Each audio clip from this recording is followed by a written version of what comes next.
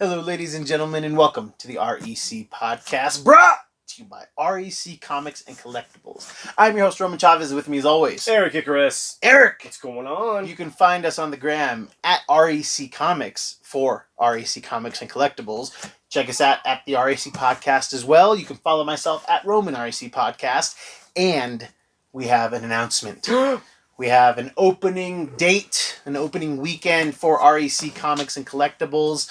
August 6th, we will be opening at 11 a.m. Yours truly, the Icarus himself. We are going to be at the shop all weekend. We're going to be doing giveaways. We're going to be doing raffles. We're going to be there selling, hustling, hopefully talking to you guys. And we couldn't be more excited. That's right. We Come couldn't get a be taste. more excited. One of the things that we will be raffling off for every $25 spent, you will get a raffle ticket for Mighty Thor #1, not the first appearance of Jane Foster, but the #1 in her series. This is a hot book right now, CGC 98, and this can be yours. You spend more, you get more. All right. Yay. And there's no limit to how many times you can enter, and we will draw this on Sunday the 8th. All right. Yeah. So there will be other giveaways and other interesting things to come, and more on that later. I do want to apologize. We did skip a show last week. We have been hard at work getting the comic book store refurbished, painted. My wife, she was a weekend warrior, and I use that term loosely because literally it was just one day. She spent 10 hours in there painting and assembling shelves. Made the stuff that I felt like I did feel like nothing. She really has been tearing it up, putting a little bit of feminine touch, roughing out the edges on my vision, and I couldn't be happier. But August 6th, Friday, 11 a.m., we will be opening the doors. And we hope to see you there. Come on by. What's up? There's also going to be some coupons floating around for 15% off out there in the wild. How long is it good for? It's just good for opening weekend. Gotcha. So the 6th, 7th, and the 8th. Go kids. One per guest. Yes. One per guest, one per transaction, etc., etc. Void where prohibited. How are you doing, my friend? I'm good, man. How about you? Yeah, well, I'm tired now that I just did all that talking. You feel like you've gone 5 rounds with Mighty Thor? Nice. Feel like I got mauled by Jesus. Miracle cream. Yeah, man, I'm good. I've just been hard at work at the shop. We moved in a bunch of product, had put some of the boys together. Again, check us out at REC Comics on Instagram. You can see some photos there. You can also see I've been cataloging the gross stuff I've been fixing, the weird stuff I've been doing to try to clean, and so there's a little bit going on there. Oh, yeah, it was good to see Zack Attack and Juice. And the Juice himself, yeah, man. Finally got Juice to come out for a little while. Yeah, AJ. I hate that guy. Friend of the show, AJ, man. He came out and dude, he came prepared too. Well, first he showed up in flip flops, and I was like, "Come on!" I know. He's like, "What's up?" Bush League. I kept my mouth shut because I was like, you know what, AJ he's no dummy. No, and then of course he switches, puts on his shoes, and then he pulled out gloves. Yeah, he came in with gloves. I didn't even have gloves, man. He was in ready my to hand, work. yeah, man, my hands are so sore too. I should have been wearing gloves. I had a back brace on though. I was really, Did Juice have one? No. He doesn't have a weak back like your old boy here, right? Dude, I had that hernia, man. My core is so weak. Oh. But so it was fun. It was good. We had a good time. I mean, it was bright and early, moving product. It's good to see things come to fruition, man. Yes. This was a germ a year ago. Yeah. It was talked about. Maybe in 5 years we can take a look at it. Yeah. And then, we got to say that sweet lady COVID showed us the way. As bad as it was, I think it really compartmentalized everyone's vision. Yeah. To the most part, like what's important to me. Yeah. People had a lot of time to think. Yeah, totally. So it was good to see what like you said, could be 5 years off, became a year in the making. I know it's absolutely insane, and I couldn't do this without the support of my wife and friends and family and all of that stuff. The Duke himself, who has yet to come by and check out. Are you serious? Yeah, he has not come to check it out. He won't watch the show either. So whatever, dude. Whatever. I don't think any of our friends watch it. I don't think so. I think AJ does though. I think Jared does too. But, really? Well, I love Jared. I don't like AJ though. To see if he's really watching this. Yeah, we'll see. Yeah, we'll see if he texts you, and maybe you text back. It's a like, whoa, this isn't even live. Man. This isn't even live. I heard that. That's great. The big thing that we need to discuss that I didn't want to skip last week's show, but I was so beat and we just couldn't then reschedule with each other. But Loki episode 5, and at this point, Loki episode 6 has come out as well. The series is done. It's over. Spoilers, season 1 is done. Nothing is over. Nothing is. Well, this is the first of these Marvel shows that they have said for sure will have a second season. Yeah. So, wow. Lots to unpack here. Yes, yes. So we got 2 episodes worth. So sorry if you've and then we'll just kind of wrap digested. it up as the series. We're gonna hit the fine points. We're just gonna hit the quick fine points. Because obviously spoilers abound, and if you don't know that, you're stupid. Because why would you watch a show discussing it? Yeah. And not have seen it. Well, it was funny. Kevin Smith was doing Fat Man Beyond, and this was like the day after Black Widow came out, right. And he wanted to talk about it, and Mark was like, whoa, like. It hasn't even been 24 hours, man. Like, we can't spoil this whole thing. Yeah, absolutely you can. I haven't even seen it. And that makes me sad. Because I was so hyped for this movie. This was the... And now, look, I'm gonna be honest here. I don't really care. Dude, I think it's going to be great. I'm sure it'll be I'm just great, busy. Yeah. But it's been given and taken away so much that I feel like I've lost a lot of interest for it. Totally. And I feel like I think Black Widow was going to set up a lot... Our intro to season or phase 4 in the MCU. Yeah. I think we got more of it out of these TV shows. Dude, so much more. And, I think... I'll get around to Black Widow. I love ScarJo, love the character, but... I may even pay first on my list. I may even pay the premiere price. Yeah. I may. If I do, then we have to watch it together because I'm not paying it just for me. You want to go to the theater? Yeah, we should. We should. My family's out of town. We're recording this in the... when we would have normally left for San Diego. Yeah, that's a good point too. We'll be talking about that next week a little bit with maybe some friends. So man, maybe we should go watch a movie. Gosh, mandate. But gotta mandate the mandate, dude. Loki. Yes. Loki. Yep. Episode 5 was so much fun because you got to see these variations of Loki and how they see themselves. I absolutely loved it. The whole thing about the Kid Thor and that his Nexus event was, Kid Loki and his Nexus event was killing Thor. Yep. I was like, oh my gosh, that's amazing. It does. I want to see that story. Yes, I do too. Like, give me just the what if about that. Yeah, totally. Yeah, just to flesh that out a bit. But the star of it for me was Richard E. Grant. Yeah. The guy who was playing the classic Loki. Right. We've seen him in numerous big projects. Star Wars most recently. Yeah. He was like the guy that came up out of nowhere and was like clearly loyal to the Emperor.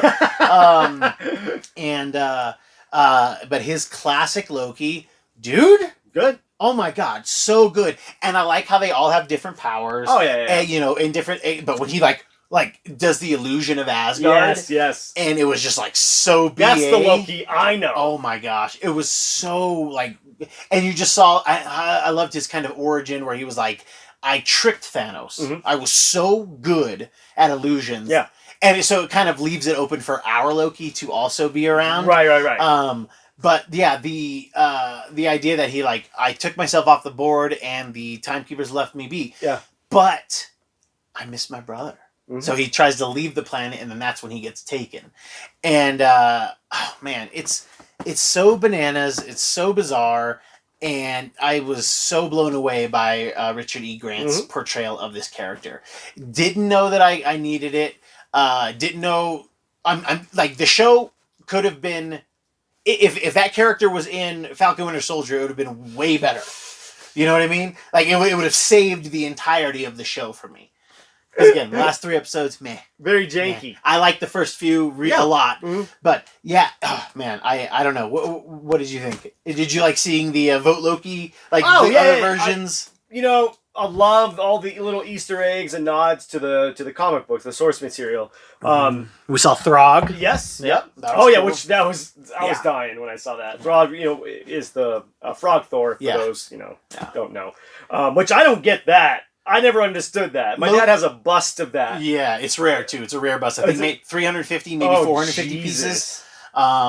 And yeah, it is a like Loki turns him into a frog. Oh, okay. So like he's like a frog for a couple issues, and then sporadically, they kind of call it back. But yeah, Loki turns him into a frog. That's pretty funny. And he's Throg for at least 2 issues in a row, I believe. Oh no, I've never seen the comic books. It's pretty funny. Yeah, but it was good. I think when you get an actor like Richard E. Grant, it ups things. Yeah, gives it a sense of gravitas. Like he's an old school actor. Yeah, he brings that stage presence. Yes, which oddly enough, his Loki suit looks very goofy. Yes, it looks like a stage costume. Yeah. So it's interesting to see that, but very accurate through the '70s. Oh, big time. Version of Loki, So, absolutely. And I just thought that was a good little touch. Having classic Loki. Yeah. Very how we heard him in the old school comic books, like thee and thou, and having that kind of voice. And then having an end to that character. Absolutely. Because the character in main continuity is very much morphed into Tom Hiddleston. Oh, yeah, big time. So, we don't have that kind of crotchety old Loki guy anymore. So, and this was kind of interesting because I did feel like this was the end of that character. Totally. This is where it diverged, which I love this so much. Mm-hmm. This whole idea of the divergence.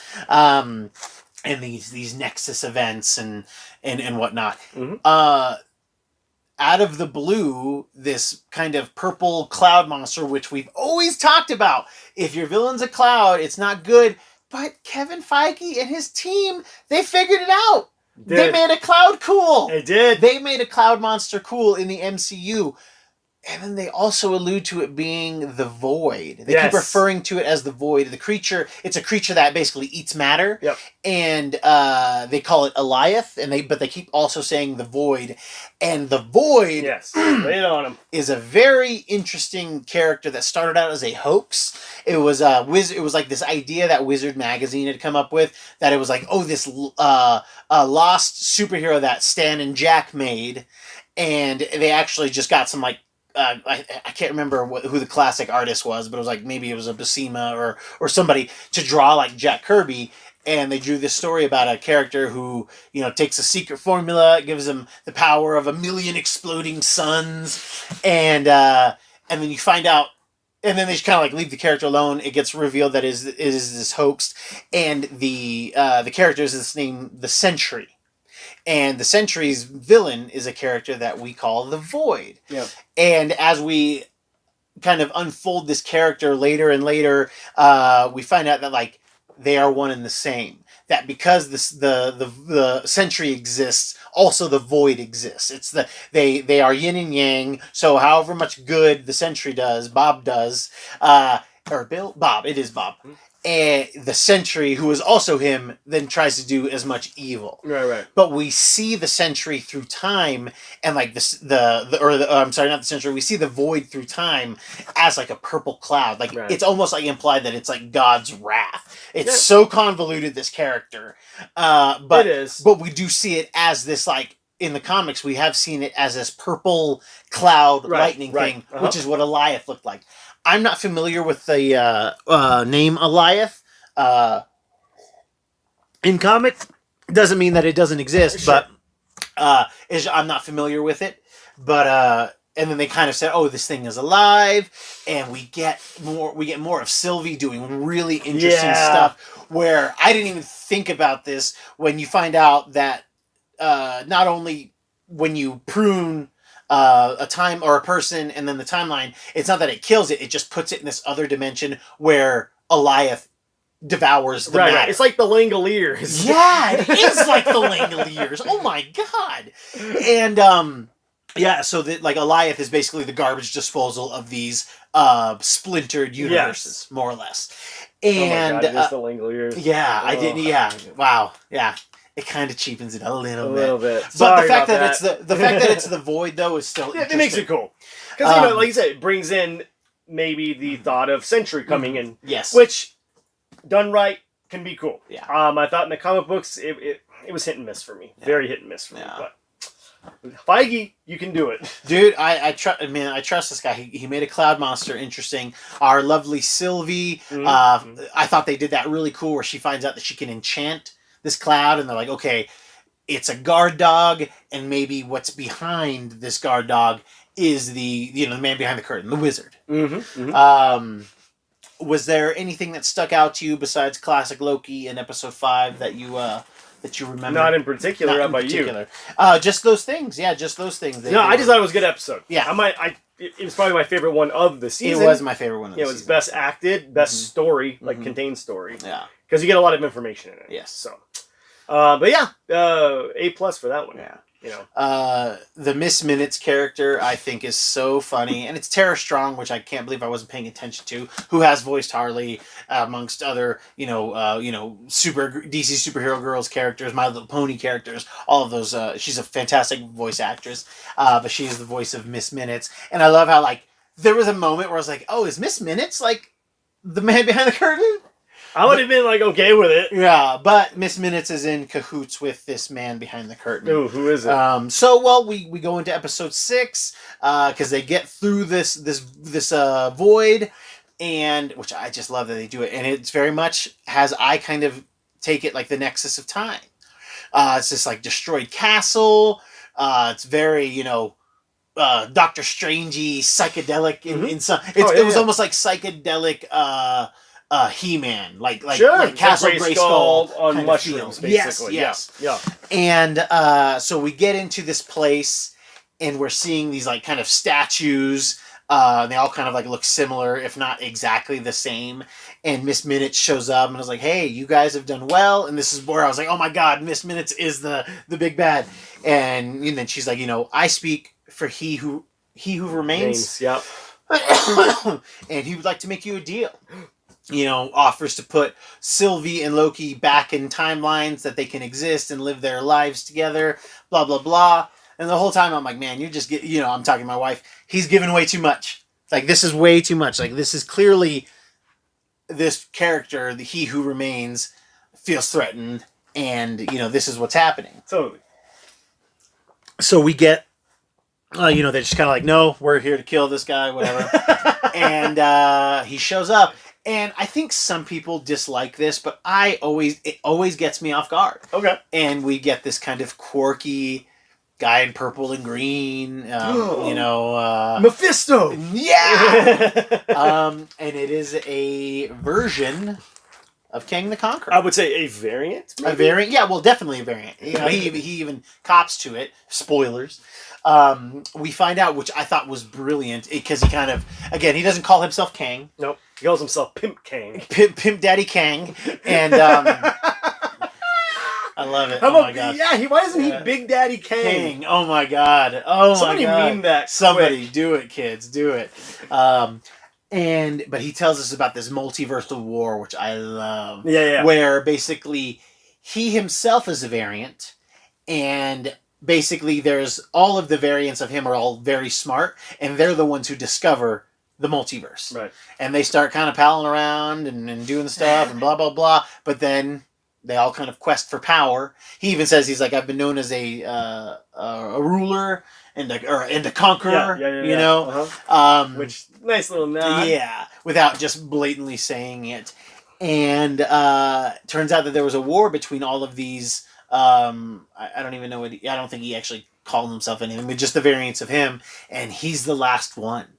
And he has established kind of the TVA to keep variants of him from, getting out, because the multiversal war was so bad that this is the best way, just pruning these timelines when they vary too much, and not allowing multiple versions of him to come out. Right. And he tells them, he's like, hey, I've known everything up until this point, but now I actually don't. My knowledge runs out here, which felt very much like Terminator. Yes. Where who says it? I think John Connor says it. It's my knowledge of the future ends today. Right here, yep. Which is an interesting idea.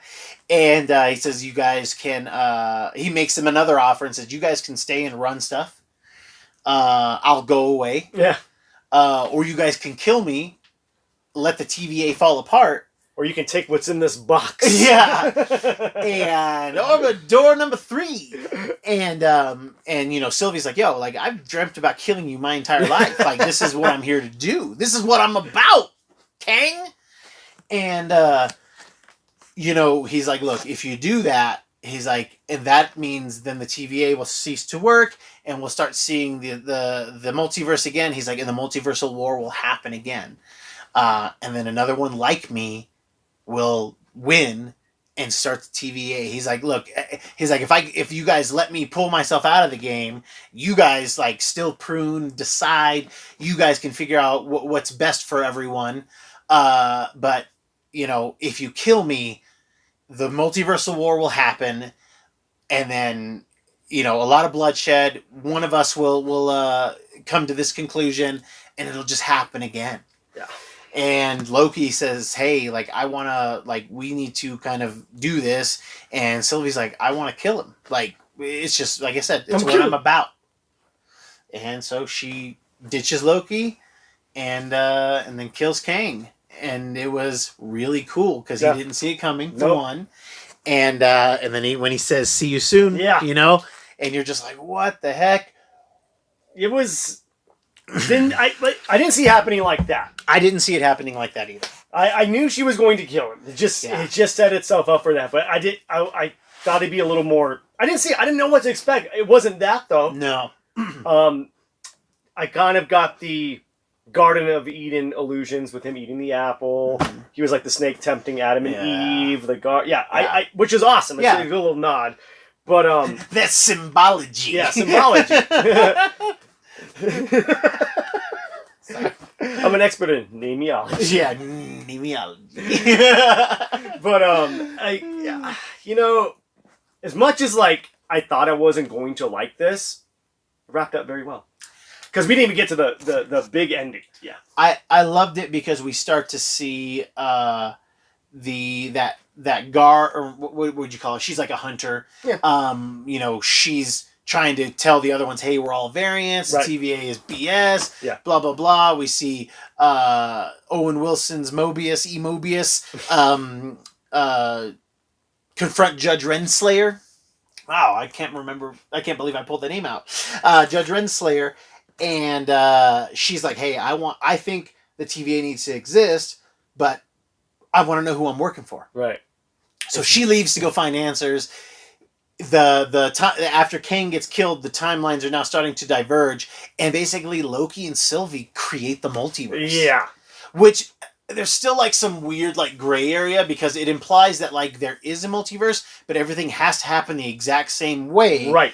Except for when, like, even though it's an alligator, so like, except when you kill Thor when you're not supposed to, or when you flip a coin when you're not supposed to, or whatever.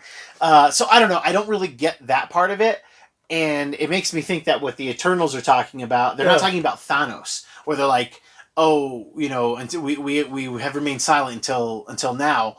It might be because the multiverse is happening, not because of what happened with Thanos and Stones. Because that was supposed to happen. Yes. Which is just bananas and so much. But we get Loki, Sylvie having to teleport Loki out so that she can kill Kang, which was awesome. Which was cool. And then Loki being at the TVA, running to Mobius. And I actually didn't see this coming. And he's like, Mobius, you see Mobius and that hunter chick who had, I'm sorry, I can't remember her name, who had been kind of awoken. Yeah. And they're like, how many branches is it? Like, what are we supposed to do? And when he gets there and he's like, hey, Sylvie killed him, and he's like, okay, you're an analyst. And he's like, what? And it's like, I think it already happened. Right. So Loki looks, and there's a statue of Kang in the TVA, but without like the cloak. Yes. Like it is straight Kang, because remember it was the lizard guys. Yeah. And now it is of Kang. And this Mobius is not the Mobius that Loki and him were friends, and it was so sweet when they had that hug in episode 5. That's what we didn't talk about. That was episode 5. They have this like they're gonna shake hands kind of like thing, and Loki hugs bring him. it in for the bromance. Oh man, it was so awesome. Cool. It was so because you got to see this. Oh, and you get to see Mobius like fleshed out completely, his arc, and then take it away. Yeah. So this Mobius. So like whatever the he who remains.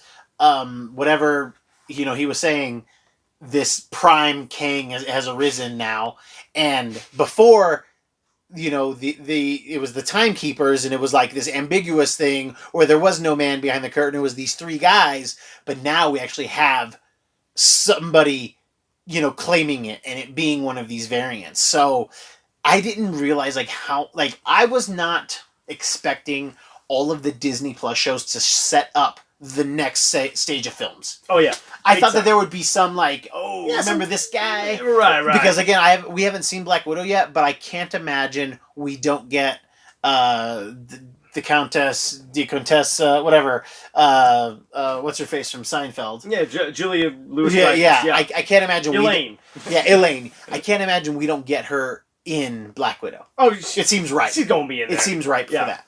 And then we have this magic thing being set up in WandaVision, and now the multiverse. The Doctor Strange movie is called The Multiverse of Madness. Yes. The setup for that movie is a Disney Plus show 6-episode thing. Right.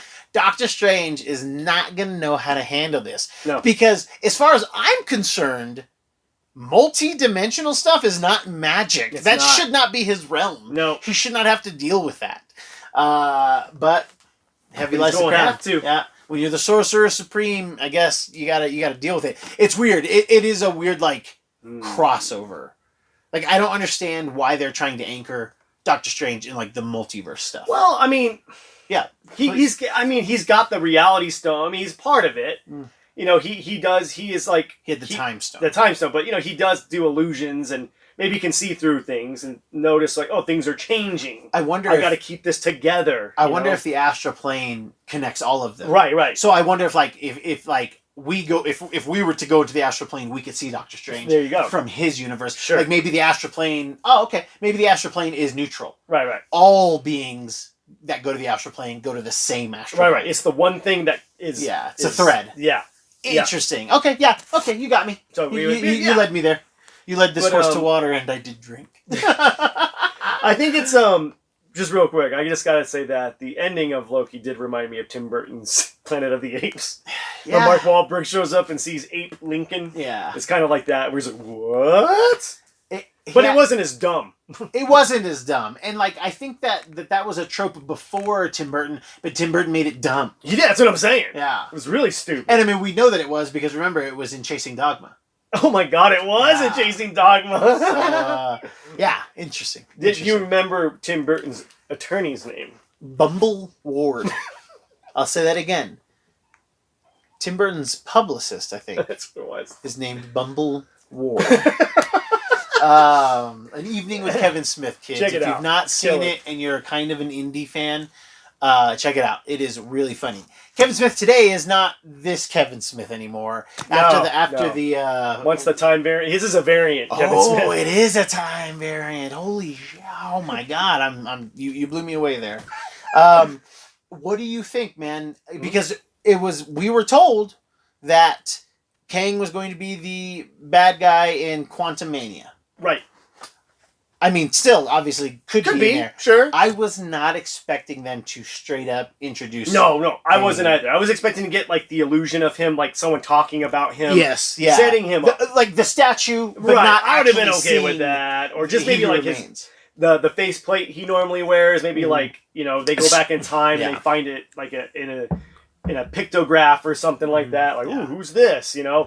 Because if I remember correctly, he did go back to ancient Egypt and rule, right? Yeah, he's Ramses II. There you go. Yeah, he's Ramses II as well. His three main personas are Immortus, Kang the Conqueror, Ramses II, and then Big Daddy Kang. Big Daddy Kang, and then Iron Lad. Yeah, that's right, Iron Lad. Young Kang the Conqueror, anti-establishment Kang in high school. Okay. Yeah.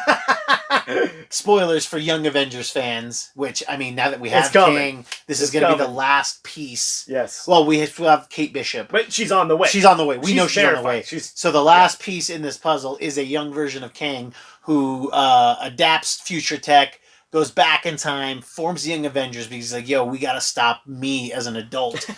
Wow. Yeah, it was a cool story back in the day. Yes, it was definitely It was a good twist on the old. Yes. Giving us something fresh. And I think, why not spin this off? Yeah. It's going to happen. Yeah.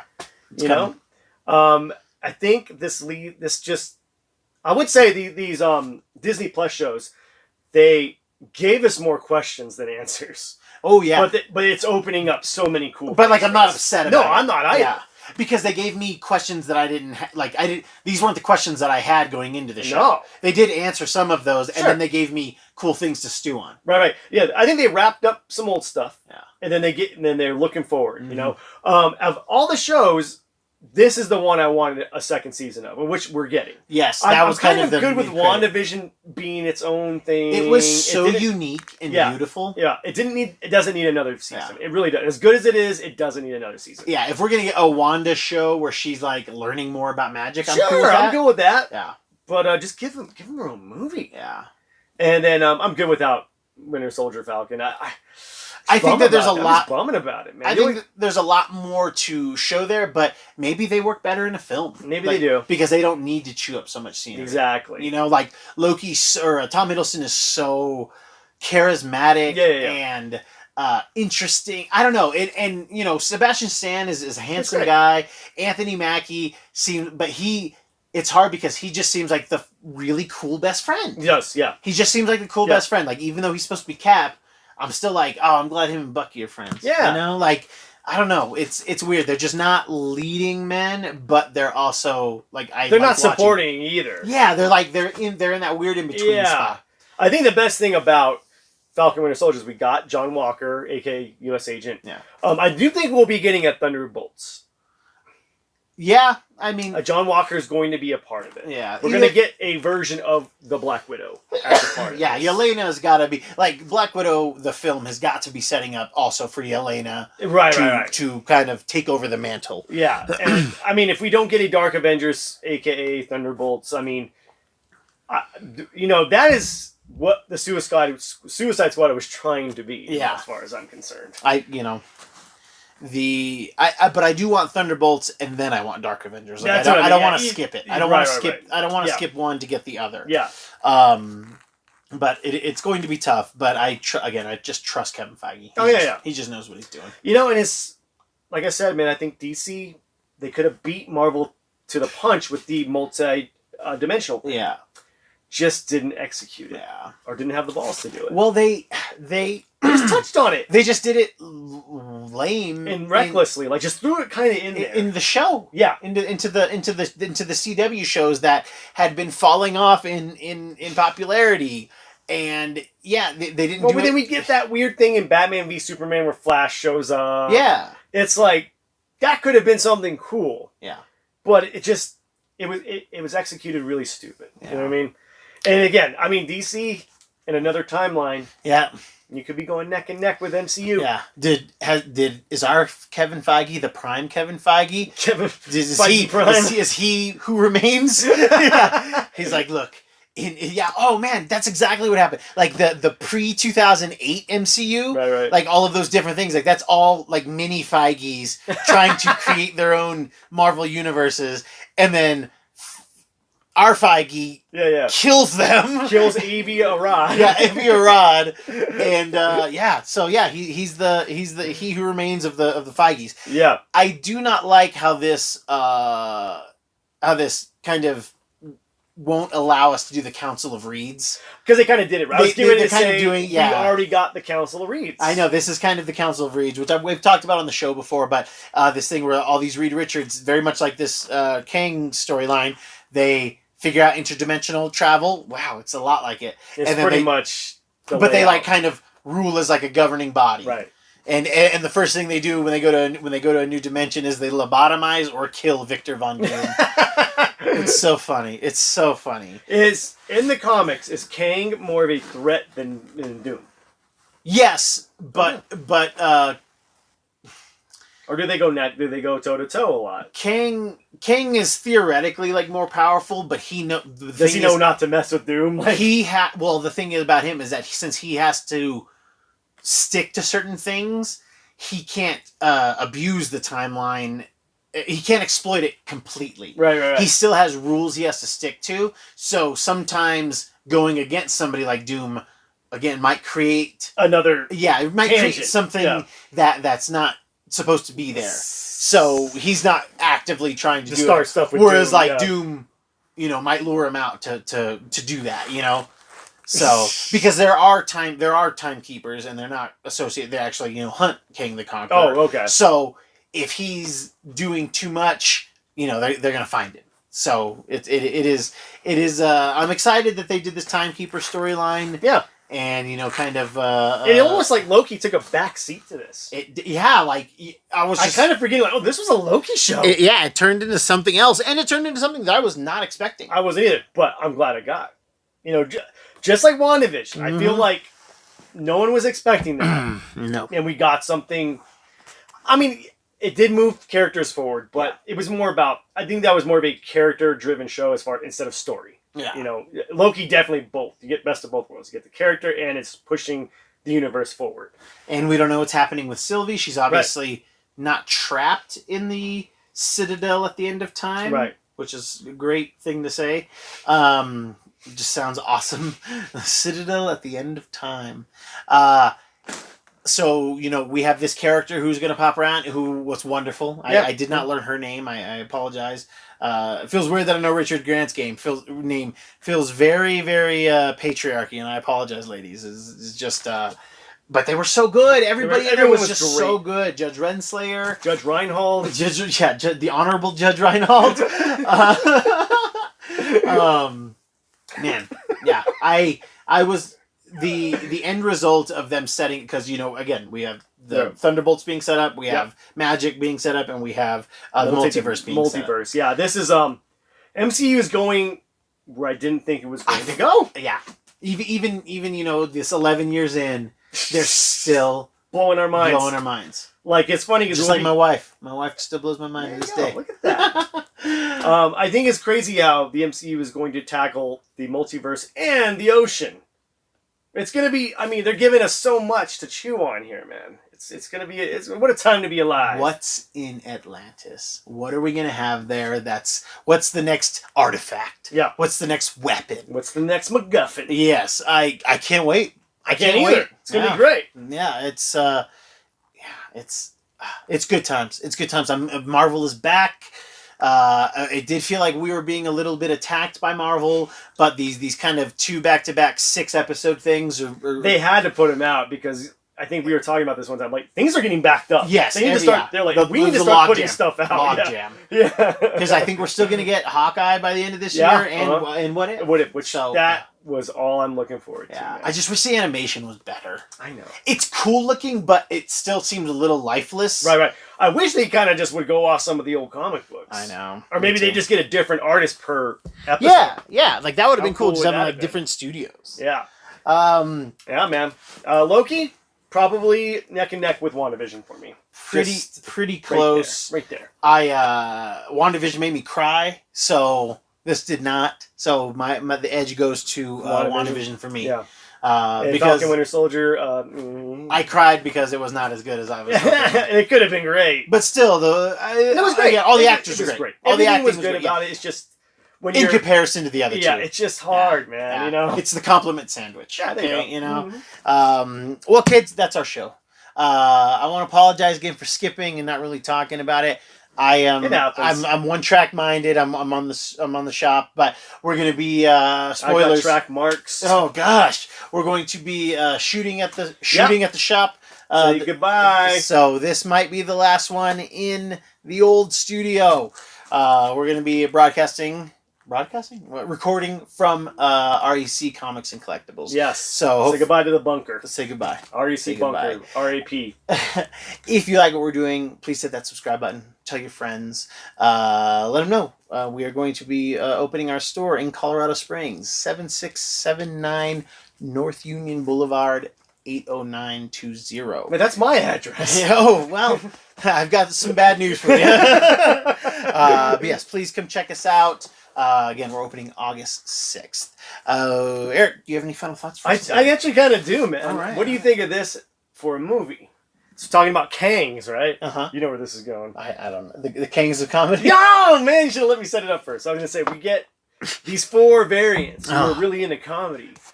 You know? Yeah. And then they'd go on tour, Yeah. and they're the Kangs of comedy. There we go. I could hear it. I could hear it, guys. These big ears, they pick up And a lot. they're like all wearing silly suits, you know? Yeah, but it's all purple and green. Yeah. All purple variant of purple and green.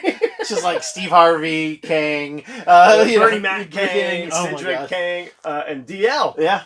Hoogly. You got it, man. You got it. You figured it out, guys. He's got a Kings of Comedy movie poster. I do, man. It was great. It was a good movie. Comedic film. It was awesome. Well, okay, let's real quick. It was Bernie Mac was excellent. Everybody else, DL, not for me. No, I'm not. Just on my style. Cedric was funny. Cedric had great anecdotes. I love a good story. Harvey, great host. MC. Yeah, great MC.